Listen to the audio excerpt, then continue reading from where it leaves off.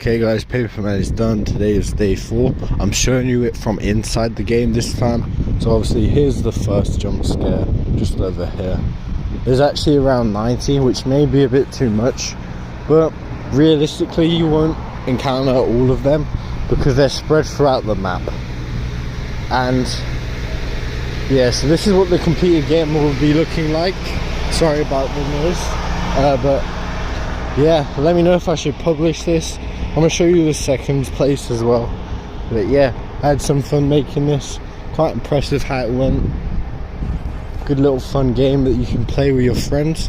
It's actually only 2-player, so you can either play it by yourself or you can play it with your duo.